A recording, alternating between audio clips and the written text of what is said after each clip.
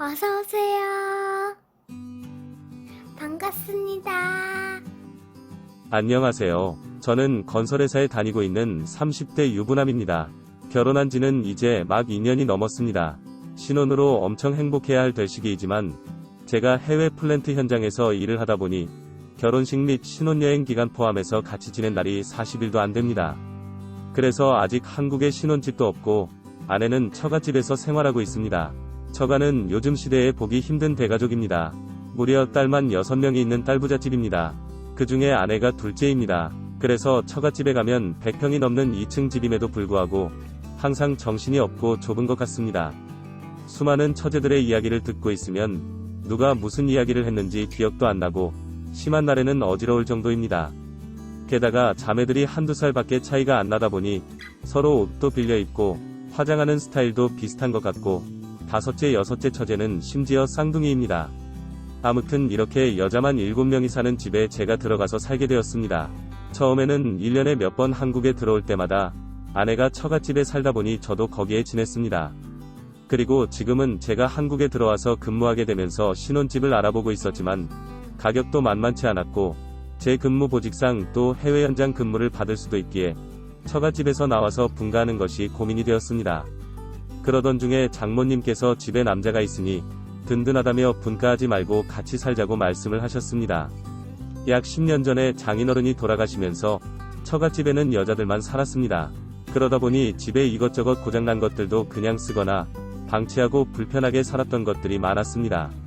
그런데 제가 처갓집에 있을 때마다 화장실 등 이것저것들을 고치고 무겁거나 힘든 일이 있으면 제가 하다 보니 좋으셨던 것 같습니다. 게다가 요즘에 세상이 흉흉하다 보니 여자들만 사는 집이라서 언제든지 위험할 수 있다며 걱정도 많으셨습니다. 저도 나중에 아내가 혼자 집에 있는 것이 걱정되어서 분가하는 것에 미루고 싶었는데 장모님께서 저렇게 말씀을 해주시니 큰 고민 없이 같이 살자고 하였습니다. 처음에는 좋았습니다. 처제들이 많다 보니 소위 말해서 퇴근하고 집안일을 할 것이 없었습니다. 설거지도, 청소도, 빨래도, 나중에 아이를 낳아도 육아도 걱정 없을 것 같아서 좋았습니다. 좋은 점이 있으면 힘든 점도 있기 마련입니다. 일단 자매들끼리 싸우기 시작하면 중간에 애매하게 끼는 경우가 있습니다.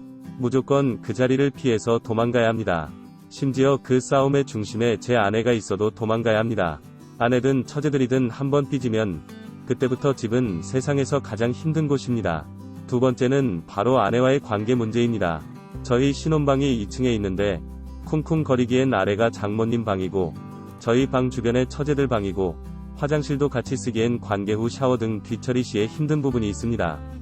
게다가 오고 가는 대화 중에 어젯밤에 언니 방이 시끄러워서 못 잤다는 둥, 자기도 외롭다면서 너무 자주 하지 말라는 둥, 돌려가면서 장난을 치면서 말하지만 그 집의 사위로서 장모님과 같이 있는 자리에 듣기에는 너무 힘들었습니다. 그거 말고도 집이라서 편하게 있는 건 좋은데 속옷을 안 입고 다녀서 특정 부위가 너무 적나라하게 티가 난다거나 샤워가운만 입고 처제들끼리 장난치다가 벗겨진다거나 벗겨졌는데도 처음에는 당황해서 재빨리 입더니 이제는 이미 다 보지 않았냐면서 가리지도 않습니다. 친구들과 술자리에서 이런 고민을 이야기하면 솔로들 앞에서 지금 여자들 사이에서 산다며 자랑하냐고 욕만 먹습니다. 아내에게도 이야기하였으나 이해해달라고 합니다. 집에 남자가 없이 여자들끼리만 오랫동안 살다 보니 저런 습관들이 생긴 건데 하루아침에 당장 바꾸라고 하기엔 처제들도 편하게 쉬는 집이기에 시간을 가지고 천천히 변해가야 된다고 하더라고요. 아내 말도 이해 못하는 것은 아닙니다. 가장 큰 문제는 제 중요 부위입니다. 저도 사람이기에 그런 자극적인 장면을 보면 신체의 변화가 오게 됩니다. 최대한 조심은 하고 있지만 어떻게 한 번도 안 걸릴 수 있겠습니까? 그럴 때마다 오늘 밤 우리 언니는 홍콩 가겠네. 형부는 준비가 다 끝났네. 이러면서 이야기를 합니다. 시간이 지나면 지날수록 수위는 점점 더 높아지고 있습니다. 과연 제가 잘 적응하고 살 수 있을까요? 오늘의 사연은 여기까지입니다. 구독과 좋아요, 알림 설정 부탁드립니다. 긴 글을 읽어주셔서 감사합니다. 구독과 좋아요 꾹꾹 눌러주세요. 꾹꾹.